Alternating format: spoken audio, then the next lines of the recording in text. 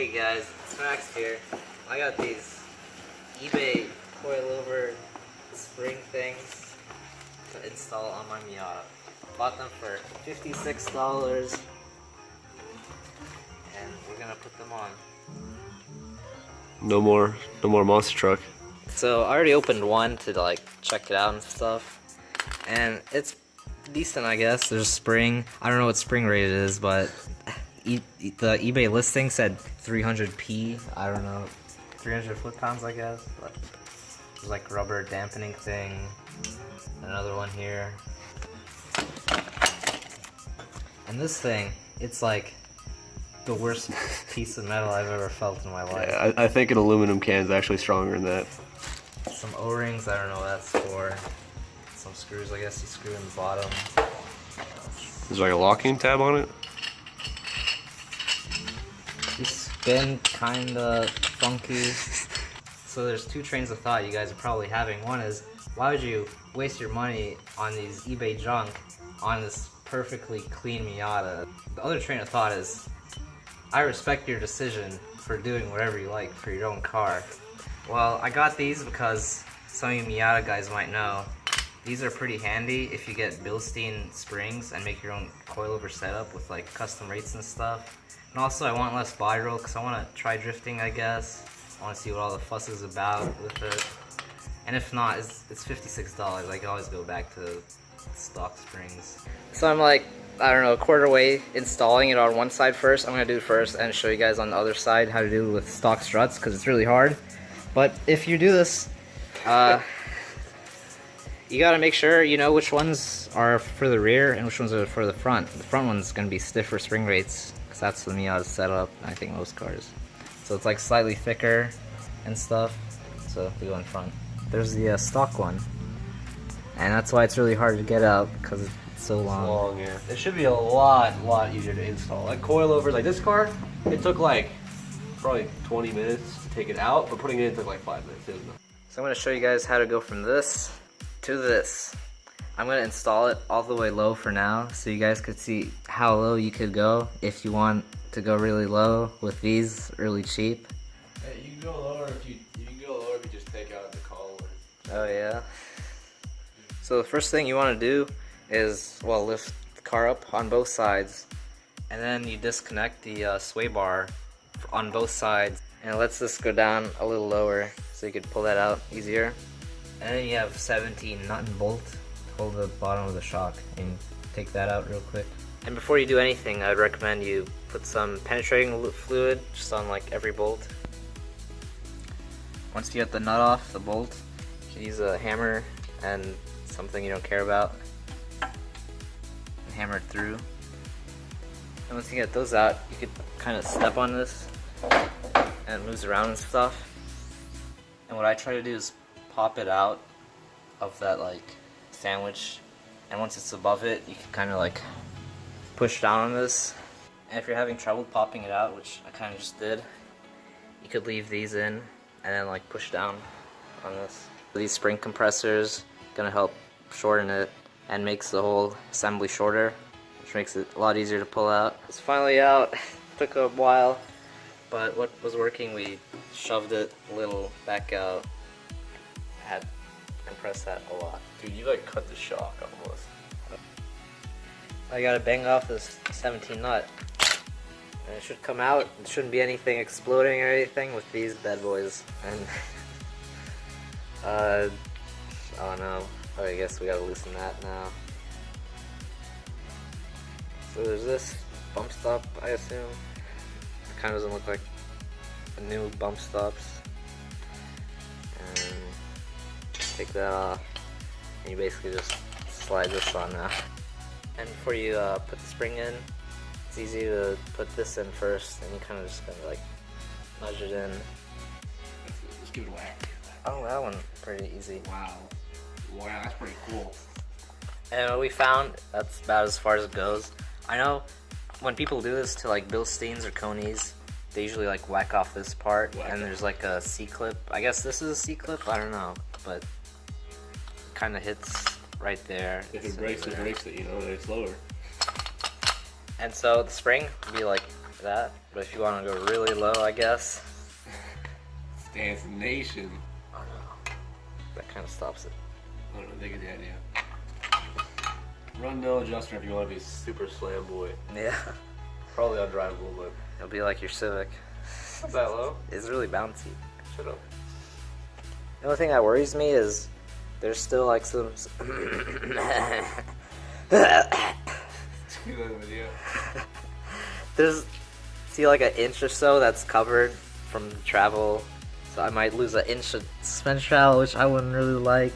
So we were thinking about cutting it off, but we'll tell you guys if you need to cut off that part. We still have the thick bump stops though. Yeah.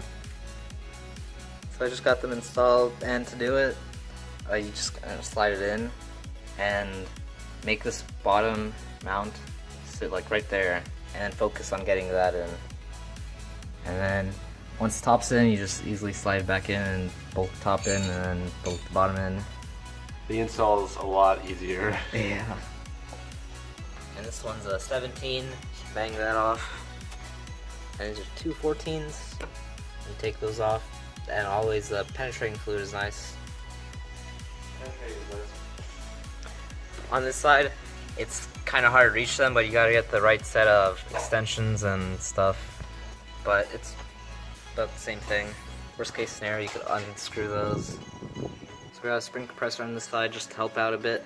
I don't think we used one for the other side, but now Dino's gonna step on it. I'm just gonna try to pull it out. So it's out now. So what Dino did was like one good kick downwards, not kick, but it was like on Push. And I held it up and pulled it out from the bottom, and it like caught there, and then did it again, and it's out. Now we take that bolt out. In case you feel bad for these shocks and don't want me to blow them, Just let me just one finger just. So these are pretty good shocks, brand new, $100 OBO. so yeah, it looks like I gotta get some new shocks. Bill suits, bro. Just putting on the bump stop first. Much up front. And you put that thing on and do that. Top and hat. what is that?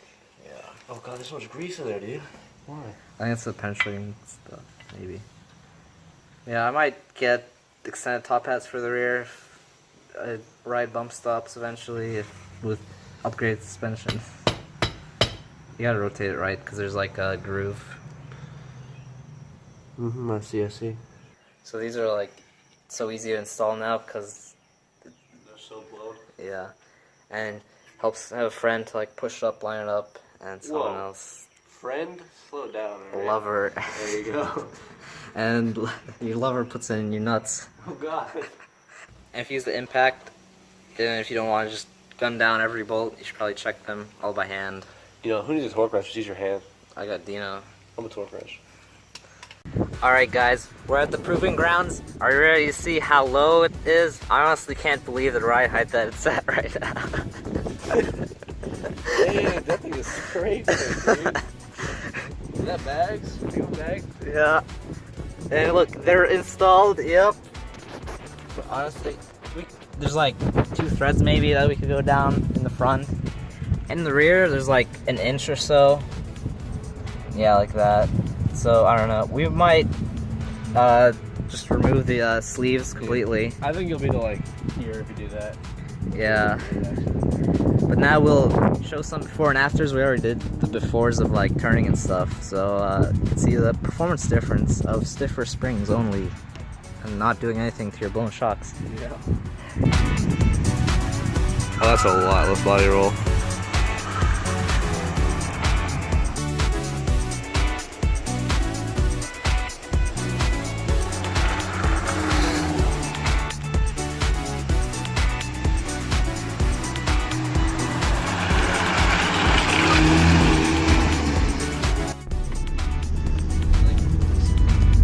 That feels a lot better, dude. Solemn. Oh god. That's actually really planted. A lot of body roll here.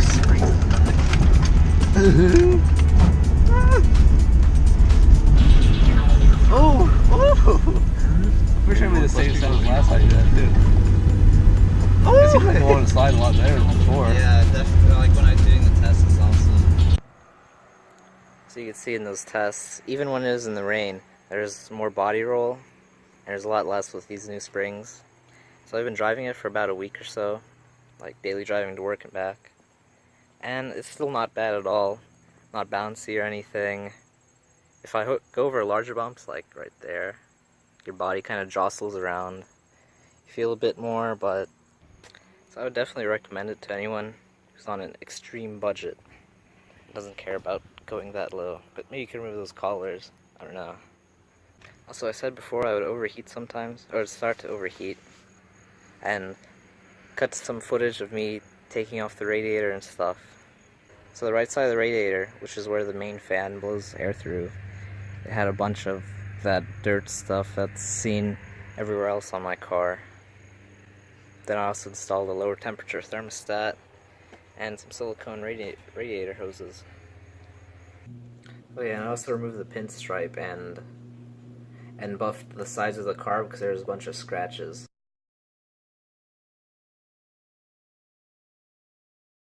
I also took it to a drift event, and my tires are gone now, and I'll play some clips of me drifting, a little sneak peek for you guys.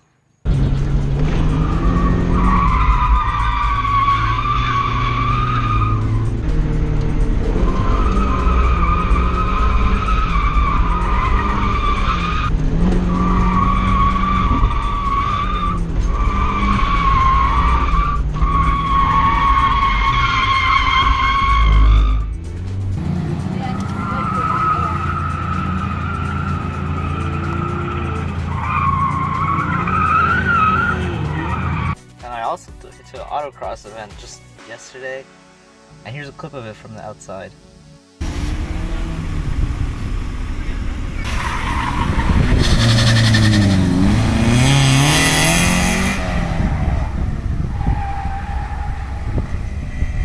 So as you can see, there's a lot less body roll.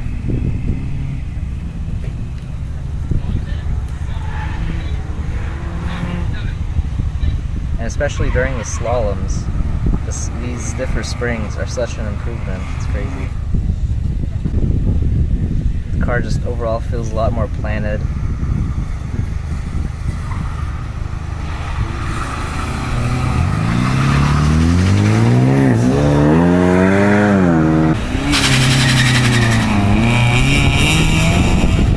And when you go from like all the way left, all the way right in the slaloms, the car responds so much faster.